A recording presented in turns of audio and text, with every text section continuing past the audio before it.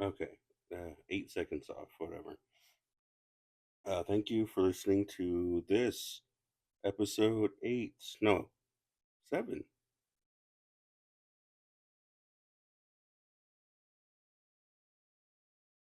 All right, episode seven. Okay, I missed these. Let me check my my recording.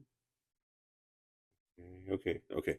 I partially recorded this episode, and I uh, looked at my second mic that I'm recording from, and it wasn't picking up any audio, so I had to start all over. So I had to make sure. But I'm watching the previews right now. Previously on Dexter, I made a mistake on episode five where I skipped through the previous, and when I did that, um, there was an error with the audio and it deleted, and I took my second piece of audio and I couldn't sync it. I couldn't sync it with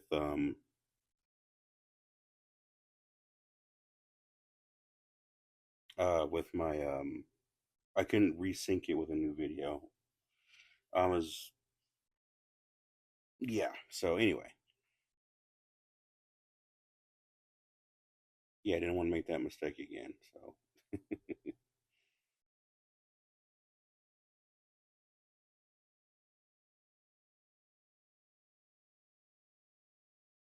yeah, so I bring that story up because I'm not going to skip any video. Okay, so as I was saying in my original recording, this every location, significant location in the Dexter universe is actually it's its own character.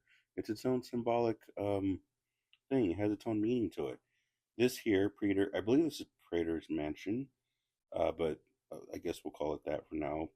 Prater's mansion. Signific means you could say it means or it symbolizes openness. It symbolizes openness and honesty and vulnerability. It basically means surface. So everything that is boiling beneath this mansion here is the location that symbolizes openness and exposure. Um, so yeah, and you see that this symbolizes that, and you see Charlie's vulnerability toward Prater, and you see Prater's not as grounded. He's more angry, and we really see that. We've seen that, but you really do see that a lot more in this area, because this area really is about exposure, and you get to see a more fun-loving side of Dexter as well. This guy, Al, when he talked to Gemini just now, and he was like, "Oh, you sad something." I can't remember what he just said, but that was apparently that line was improvised amongst many of his other lines.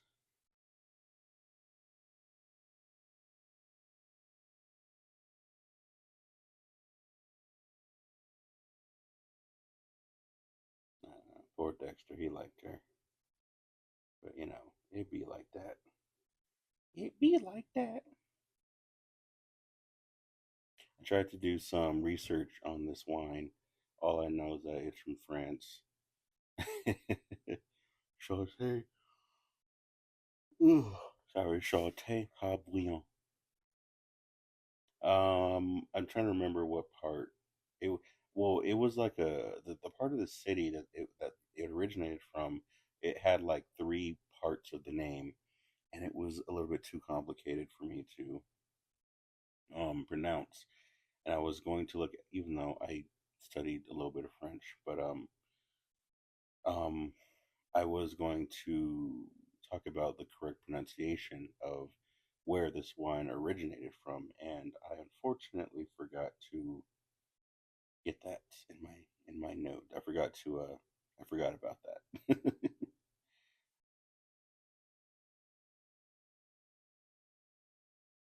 But yeah.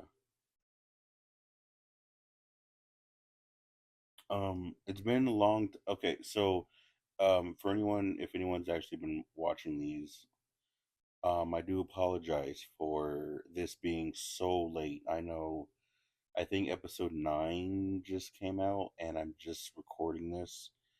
Um, I'm just getting this out there. Um, it's been rough, and I just haven't had enough time, and so I just couldn't. Um,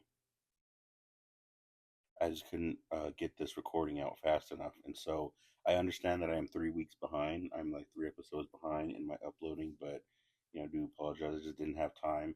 I actually did a recording for I know what you did last summer and Superman and Fantastic Four, and like I can't remember when those movies came out, and it's September 1st now, and I still haven't posted those because I just haven't had the time. That word, that Callings College just now, I'm a few seconds behind. But Callings College, I tried to look up that word Callings. I couldn't find. Apparently, that's not a word that exists. But through some rough translations, it means um, shadow. It can mean like shadow or dark or something along those lines of that. So I thought that was interesting. They use that word. Um, I could also be incorrectly, looking into it, and think something just bite me. Whatever.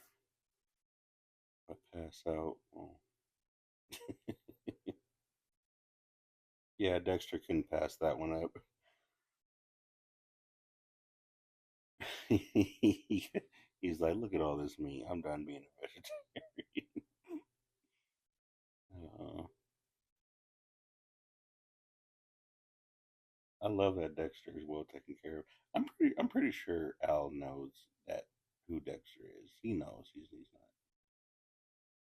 And so getting a phone call like this, it's really like Dexter. What are you gonna do? Are you gonna try and be there for your son still? Dexter's like, I'll figure it out. I'll be there. Show and tell.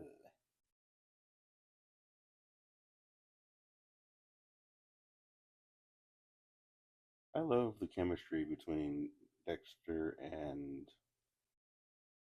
Prater, our boy Leon. Simply because Dexter's always had so many um, personal relationships, and with this one, it's more of a, you know, I love how Al's character was struggling to put the cord in the hole. Apparently, the actor did that to be more fatherly and more goofy, so to show that how clumsy dads are with modern day technology. So that was like on purpose that he did that. And that line right there, I put the camera on my helmet safety first. I understand that was improvised. That was also improvised line. From what I understand, I could be wrong, but yeah.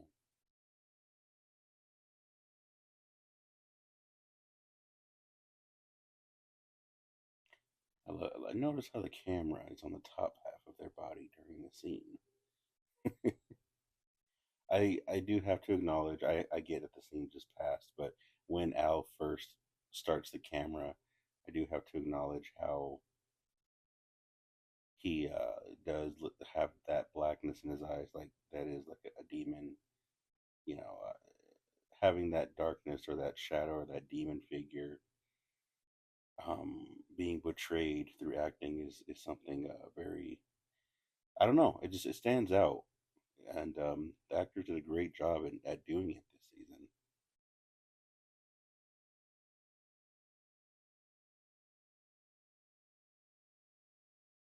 I remember watching this episode with my buddies, and I was like, "Hey, this episode is pretty heavy. One of the heaviest episodes in like the show."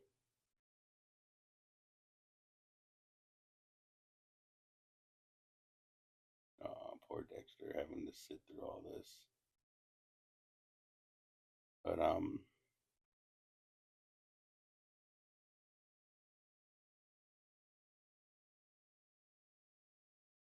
I forgot who Dexter actually killed that symbolized sadistic enjoyment of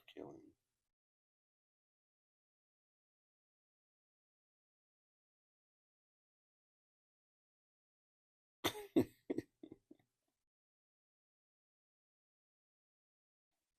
best part. That home Prater. I love this whole little, what do you call it, a monologue or whatever. This back and forth of Dexter acting.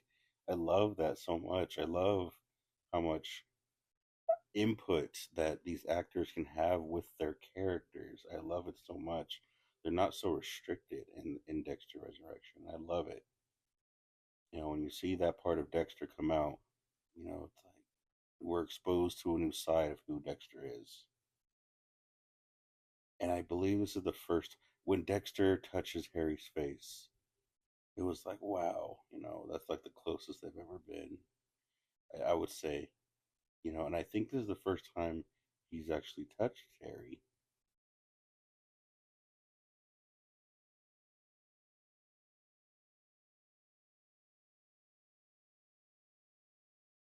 And that was a very serious, very serious talk, very serious conversation that Dexter had to have with his psyche in that moment. And him grabbing Harry's face, I love the attention to detail that the producers have. You know, so right here, I honestly thought Dexter was going to fully tell everyone the truth. But the thing about the truth, or is sometimes the truth is an energetic thing, not just so much a verbal thing. So yeah, during this whole monologue, I was like, I'm not really sure what my friends thought, but from the vibes that I picked up, I watched this. We were all just silent, quiet, and we watched this scene, and I was like, bro, the writers on this season are like on steroids. Like, this was a beautiful scene. This was an amazing scene. And to mentally get to this space where you can actually get to something like this, where you can actually say something like this, uh, deliver such a good, deliver something like this, how do you channel something like this, like this is, it's amazing. It's an amazing thing that Michael did, and just his body movements, and his body language, just all of it, and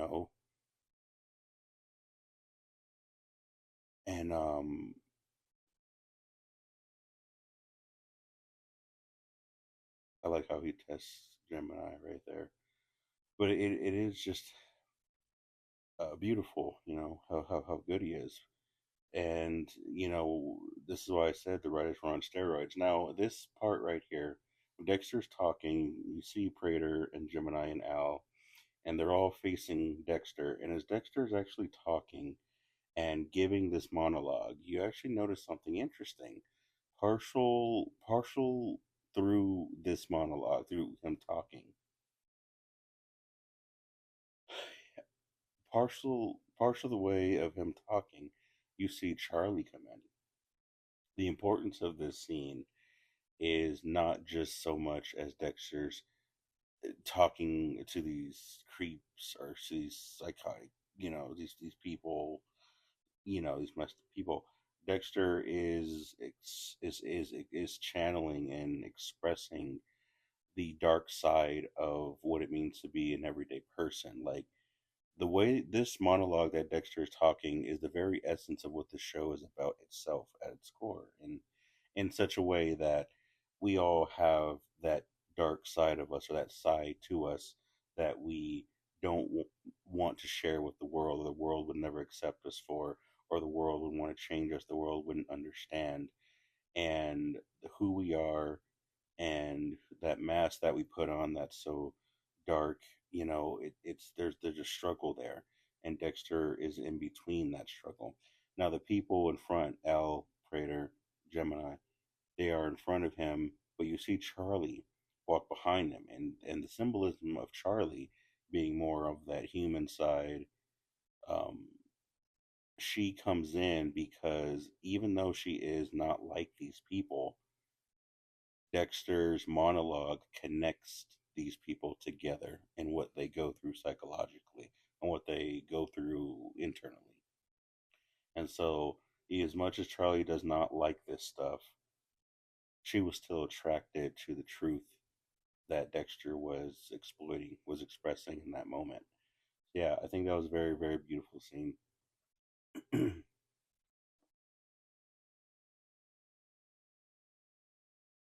This cop right here, don't mess with Detective Wallace and statistics. I tried to purposely mess up that word. I don't think I did it right. Statistics. I like Wallace. She's cool. She's a little scary. I'm not gonna lie. Part of me kind of hopes that our girl Claudette doesn't come back because I'm kind of scared of her.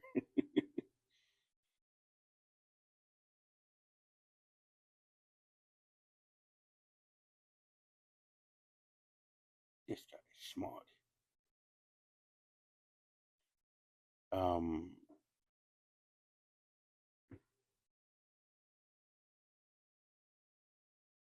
yeah, Batista, logic and justice. How are we gonna do this?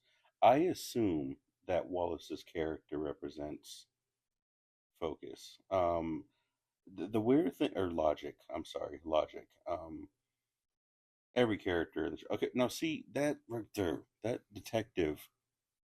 He when he does body languages like that, it makes me think he is the Ripper. I honestly think he's the New York Ripper. But it was funny because when they talked about the New York Ripper, there was a real New York Ripper, but I saw a bunch of fan theories about it. And I was just like, why are there fan theories? This was a real serial killer. And it kept going on for a couple of weeks. I'm like, is this a real thing?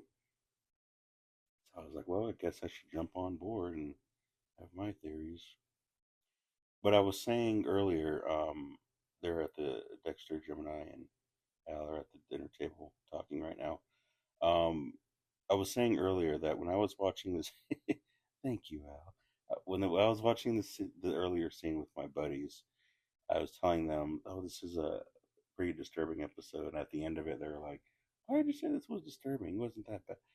It's like, man, I don't know. I don't. I feel like I'm too passionate about this show and everything that I do, and then when I share it with my buddies, they are just like not as passionate about it, which is understandable.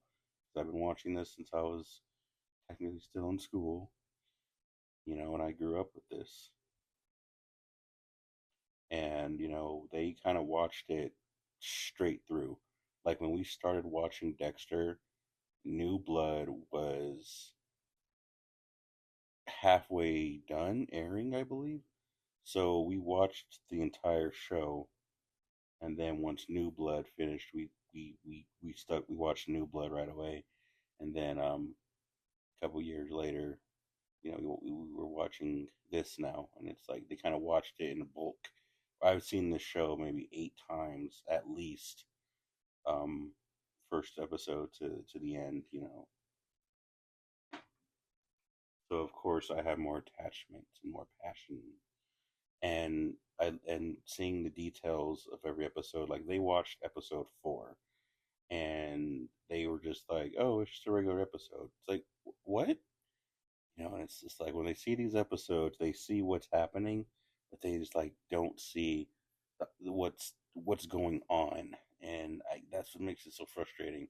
But then I can't explain that to them because they just don't get it, and it's just like, man, it's hard. It's hard. It's hard to have that connection with them. And it's like when I'm so passionate about something, and I say that because this scene right here, when Leon and Dexter are talking, Leon is talking to Dexter about the guy in prison and everything, and at one point Prater was like, um, everyone is just in it for the money, but there's no passion there. I'm just like, I understand that for someone like me I understand that for someone who has his own passions, who has his own thoughts and things like that, and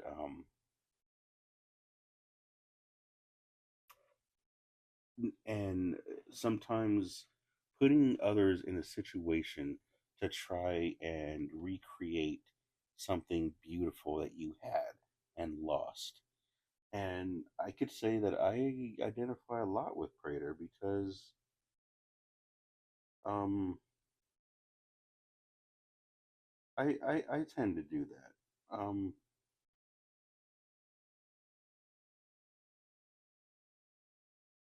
I tend to do that with people, and I guess I've always done that ever since I was ever since I was a kid. I would watch a movie or a TV show or find this thing that I was very passionate about, and something that made me feel very, very connected with something that was beyond, something that was deep, maybe dark, and um,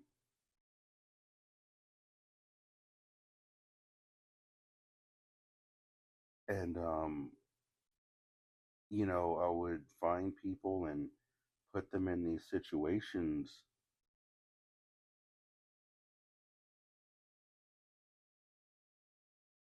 Sorry, I would put them in these situations where it's like, hey, come share this experience with me, and sometimes you're just like, yeah, we don't get it.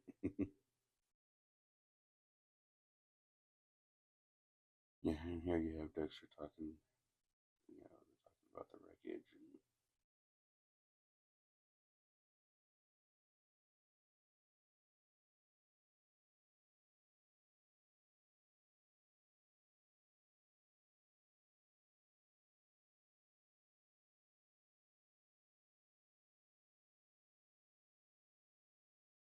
yeah, so sorry. So right now, Dexter and Prater are bonding, um,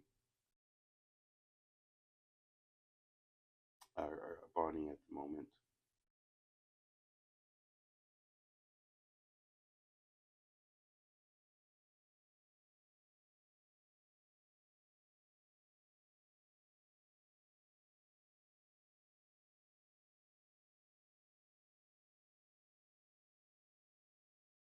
Yeah, when you start getting into the depths of trauma, and the whole, we try to recreate,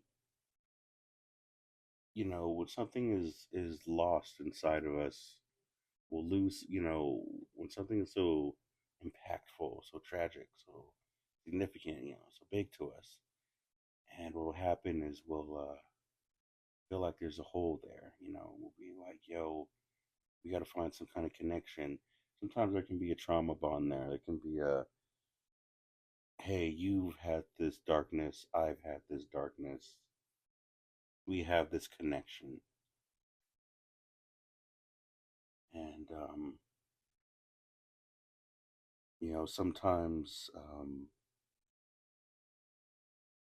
sometimes we just want to recreate that connection. We just want to recreate it. And I'm guilty of that too. I'm guilty of that too. I guess, for an example, for me, forgive me for being a little off. I had like an hour long arguments conversation, and it was very philosophical today. And I'm a little mentally worn out from just trying to have a conversation. I'm just, so forgive me for being a little mentally off right now. But you know, I've been guilty for example, and me trying to give examples led to like the argument getting bigger. So that's why I'm stumbling right now. Um, I guess to use myself as an example, I've been guilty of being broken in such a way, and then I have found an outlet to express that brokenness in a way that connected with what I felt. It reconnected with it, and at the same time of reconnecting with it, I was like able to feel it more intimately, and I would constantly engage in this thing more and more, reconnect with this thing more and more, and I'm just like, man, I'm just feeling the emptiness. I'm feeling the emptiness. I'm feeling the emptiness I'm not feeling the void. You know what I mean? Gotta really think about that wordplay. Feeling the emptiness, not feeling the void. As Dexter and Prater talk to each other, Prater's character really symbolizes not diversity, but like elusiveness. So Dexter is talking with the elusive side of his mind when he's talking with Prater. Now, don't take that hard and stone. Don't take that hard and stone. Um, but you could say that Prater symbolizes elusiveness, and so Dexter is having a conversation with his elusive side now. So by talking with Prater and Prater saying, "Hey, never the truth is never boring. You never know who you're going to touch, or who might help, things like that." When Dexter gets to that point of being that vulnerable and really connecting that inner blessing, that inner light within himself into like touching that sense of light and trauma within himself, touching his light, you see that is what manifests Batista to find blessing. It's more on the lines of Dex, more than the lines of righteous, not really righteousness, but justice in a sense with Batista, and I guess you can say grief. Um, Going into Dexter's light because in this episode, as Dexter goes to this mansion represents exposure.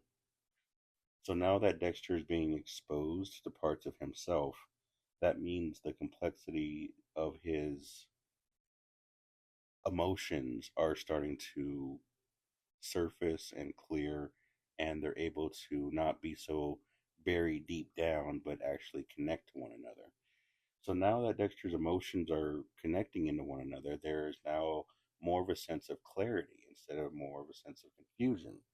So now that is what connects Batista's character to Blessing, in a sense, because every character in the show is a psychological, or you can even say emotional symbol of Dexter and what he's going through inside. And as Dexter evolves, the characters around him evolve.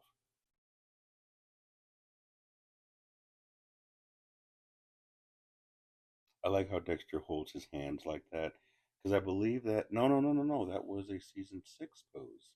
I want to say when Dexter was holding his hands, that was like a pose from one of the old Dexter seasons.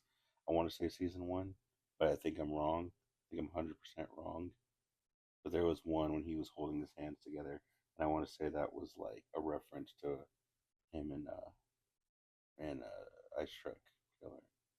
But I think I'm just stretching at that point.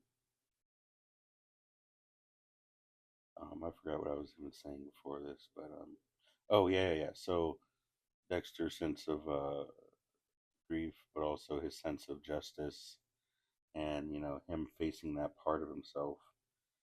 Um, it's going into his light, and that's symbolized in him in Batista meeting Blessing. Sorry. Um, I guess this will be explained in episode. Well, I won't talk about that. Maybe because I don't know what I'm gonna do. But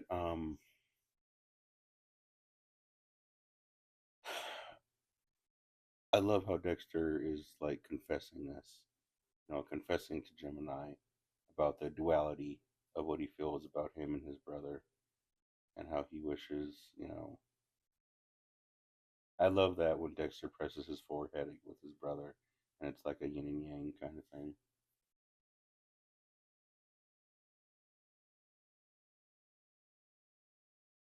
Yeah, I love how he's like openly confessing the duality of what he feels and how he misses his brother. He does. We all feel that same way. We all miss Brian. I don't know what it was, but somehow the creator of the show he got us hooked on Brian. Like Brian was, he made an impact on the fans for sure.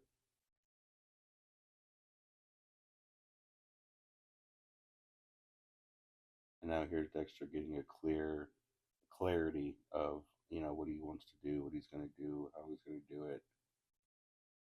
It's because of the exposure of himself. I like Charlie just patrolling.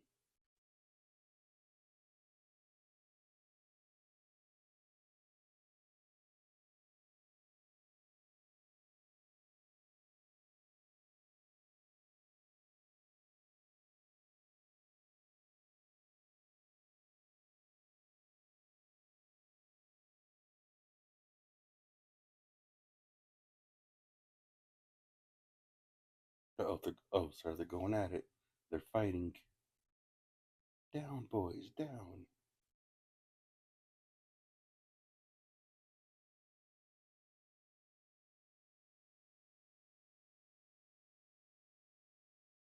Boom, wine glass. Got him. Got him.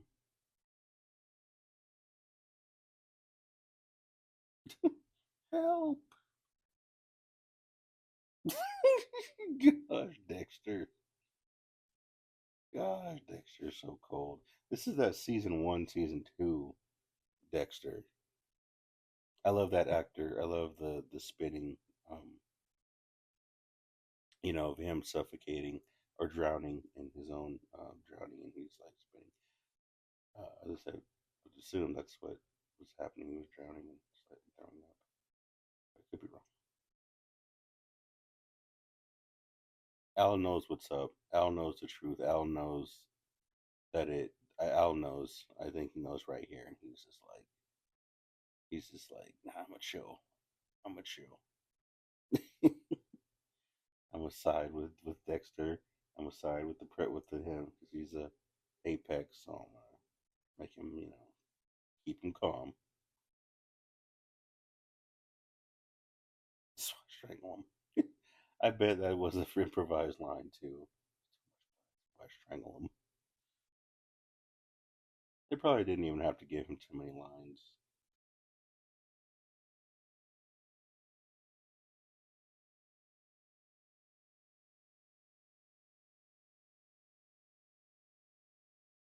Yeah, and I think Al right now is like, I want to get out of here.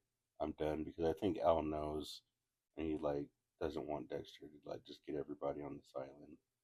I think he knows. He's like, nah,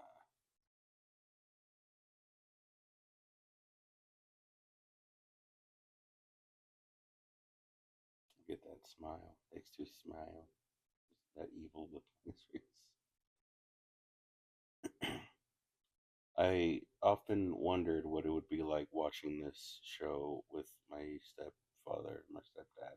We watched the original show together. We never watched New Blood, but I wondered what it would have been like to watch it with him. We grew up and we watched it together, but um, I think he had his own viewpoint to the show, and I think he had a hard time enjoying it. After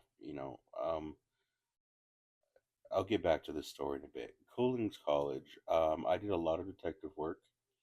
I believe this is called Abby's Law School. I cannot remember what cross streets it was, but you can look up Abby's Law School, and that's where this actually is. These Collings College is not real. I guess these are all printouts, but this actual building in this college is yes, Abby's Law School, I believe. And it is when I looked it up. Actually tried to find some images on it, and it was blocked off. And there was like a truck that was blocking the image of the college. And I thought that was funny because I thought I was in the wrong spot. And I was like, wait a minute. So I had to look at a different angle, and I found it. And I was like, oh, the truck, this semi truck was just blocking it with a big trailer. Um, this girl right here. Okay, okay, hold on. Okay, so I often wondered what it would be like with my stepfather because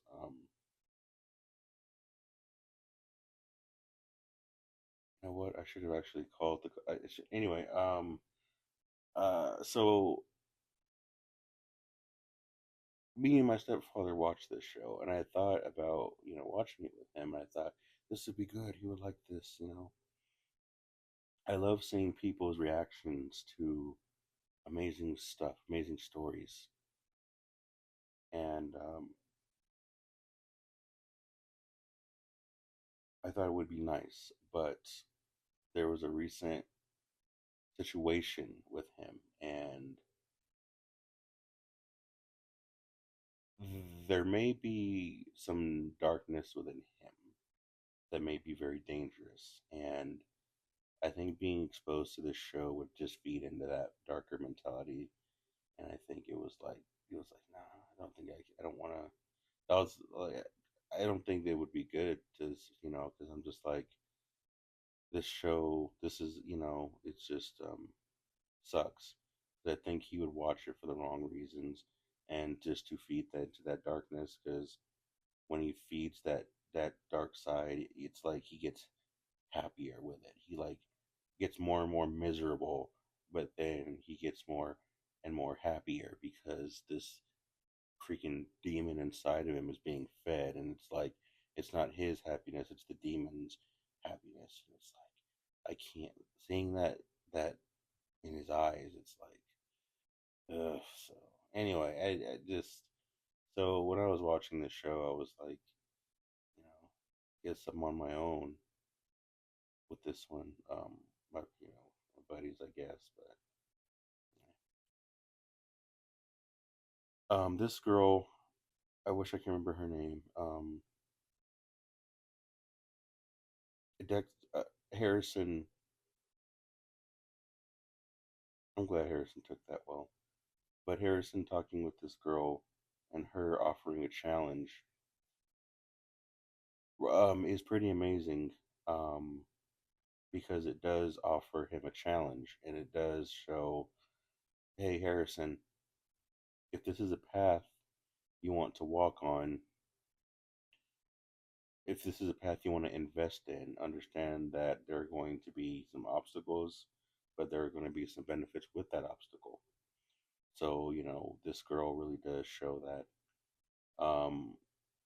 I love how Harrison tries to turn around and leave, and this random character, this random black girl, pushes him. She's like, "Go."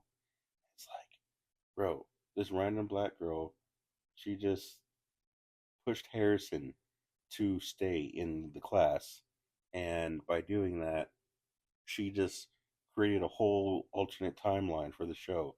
Like everything that we see with this college story arc from here on out, and with this girl, probably would have never ever happened. Dexter would have never met her. The whole course of the future would have never happened if it wasn't for this random girl doing what she did. And it's funny to think that. And now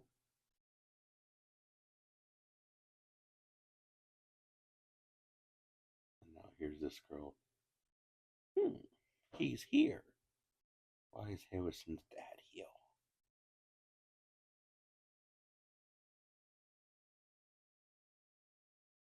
I remember watching these scenes right here. Pretty disturbing scenes. I didn't do too much research on the archive footage of the footage of it. Unlike with Saw 5 or during the Ripper. Ironically, I believe it was called the Ripper.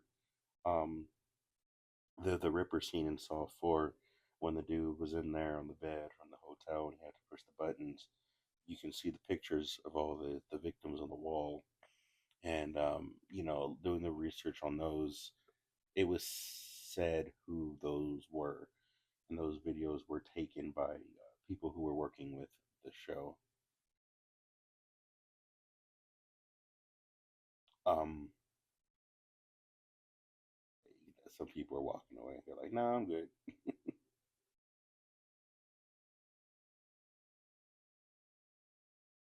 You have to be able to stomach this stuff, though.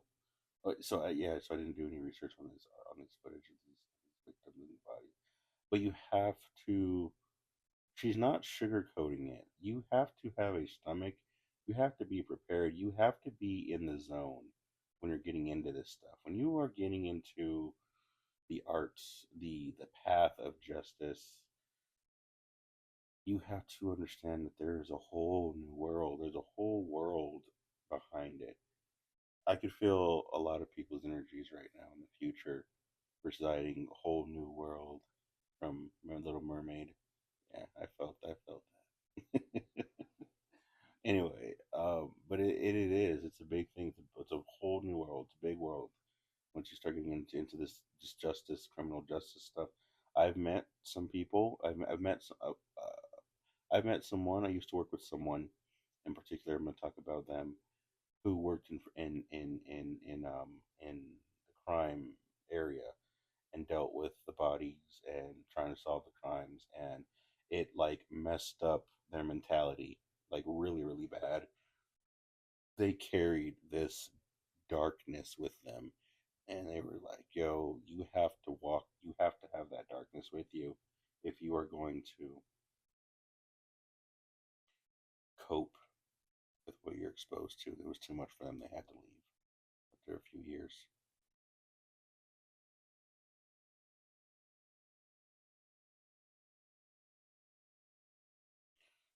Dexter, now you see Harrison scared, and us as the audience, we're feeling for both these characters. We're feeling for, oh man, Dexter and Harrison worked so hard on their relationship, and hearing this is, making Dexter so scared that he's about to lose his son, and you see Harrison scared, and you're like, oh man, this is going to start a whole new thing, and you really feel that. But then Dexter says what he says, and it's beautiful, and it's emotion, and it's true. A lot of people have said, whenever I talk to someone and I say I trust you, they say that when they say trust, it's more impactful and more meaningful than saying I love. Some people will say that certain things, saying certain words has more significance than saying other words that most people think are significant in the world of passion or love or relationships. But being vulnerable in oneself, being vulnerable with yourself and what your language of love is very important. Um, and when you're talking with someone and you're just like, my version of love is this. I know that I feel this way about you. I don't know if it's love. I don't know if it's traditional, but I do know that these feelings are how I really feel about you. And if that is love, then that is amazing. If not, it's still amazing. But the label may not be there. And the label of love really does kind of mess with people. And just seeing this scene right here where Dexter is completely vulnerable and honest and says, I may not love traditionally like most people, but I do know I feel different about you, and it may be scary to say, I don't know how they're going to take this. I don't know if they're going to fully understand this. I'm not fully sure I understand it, but it's important to be vulnerable, and maybe in that vulnerability, the truth will, come out. And I love how Dexter's swinging, and he's swinging, pretending to swing, and then at the end, he opens up his hand like he's dropping the mic, and he walks off stage. I love that. And I also love how in this moment you're wondering, like, Dexter just lied and lied. Is Harrison going to be like, you just lied? But no, everything's fine. It worked out. It's like, oh, okay. Hearing your child say that to you inspire me is beautiful. I know if my dog could speak to me, and if my dog was like, you inspire me, you influence me every day, I would be so, oh, I would cry. I love this dog. I love this animal. Yeah, yeah, you. Let's stay. Yeah, love you, buddy. Anyway, sorry. Didn't want him charging at me. But yeah, I was also going to say something else about one of the scenes. came to mind and I forgot. But anyway, something about the college. Man, I miss doing these recordings. I love these recordings so much.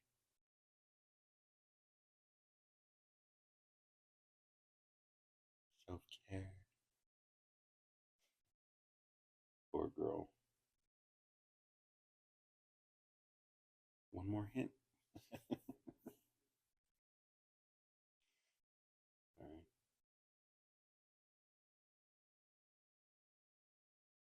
Schooling's college. Oh, Dexter's so supportive. Year card. I love how supportive of as much of a supportive dad Dexter is. Pretty cool. I am actually drinking a purple grape crush today. I'm gonna take a sip of that.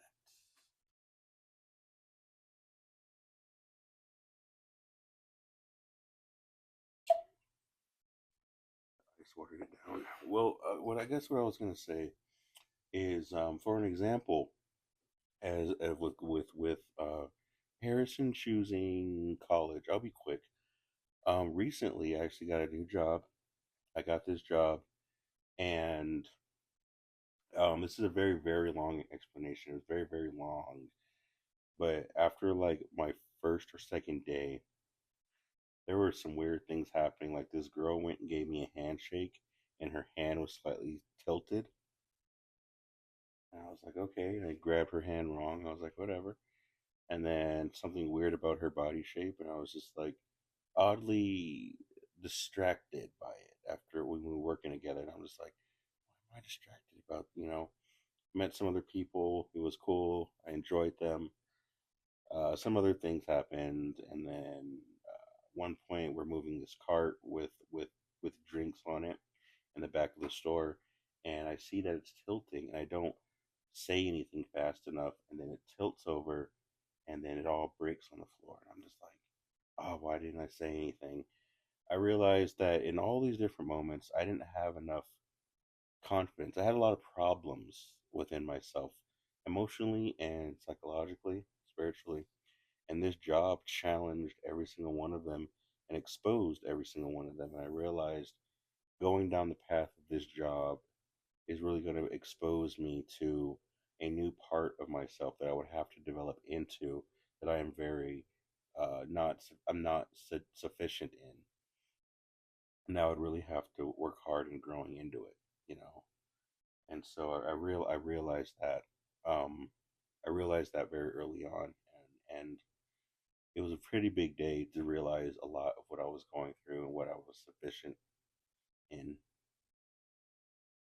But yeah, whenever you do make a big path, a new path in life, you are going to be hit with these challenges, just as Harrison was hit with the challenge of facing this detective and these images and things like that.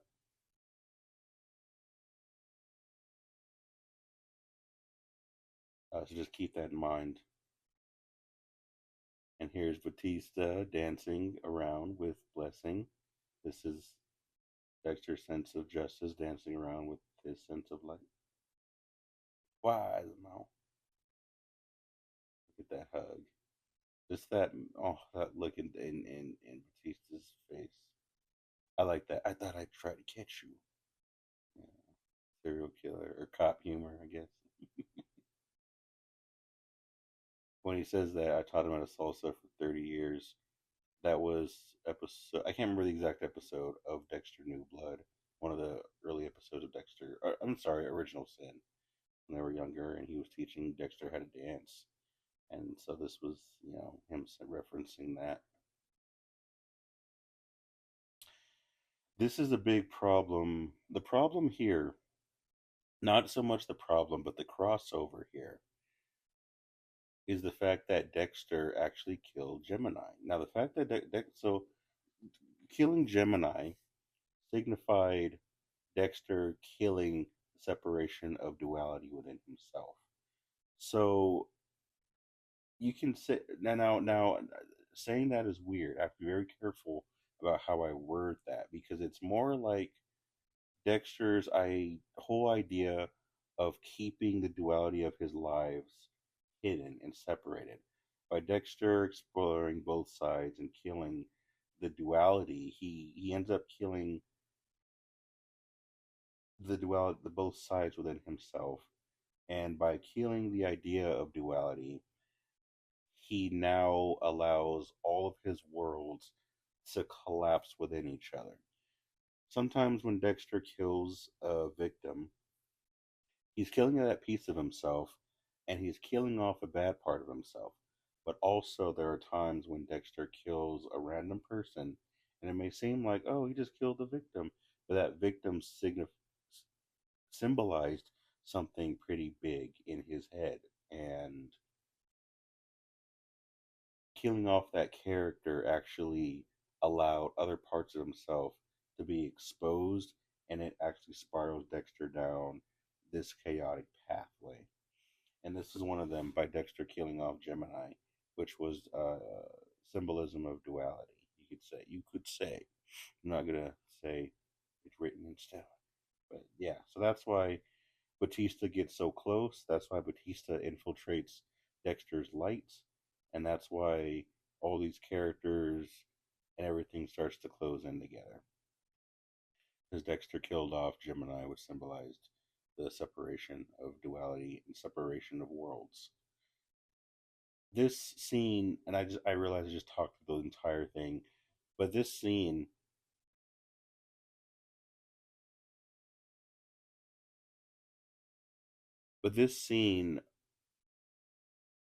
where Batista and Dexter are talking in the car, I almost cried. I remember when I saw this episode for the first time, I thought the episode was going to end with Batista in the apartment, and it didn't. It kept going, and I was like, "Oh wow, we get this whole, this scene right here." It's like, "Whoa, these episodes just get better and better," and they're very good at not teasing you, but teasing you the right way, I should say. But I was very heartbroken to see these two talk to each other in such a way, and just to be like, yo, this friendship, this love between them, it's like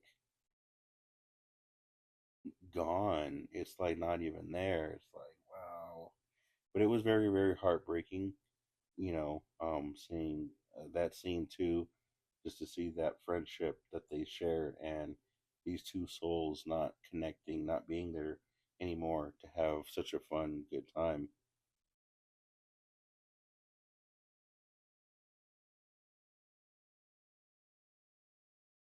So I still have 30 more seconds. I wish I knew the name of the room where they filmed this episode.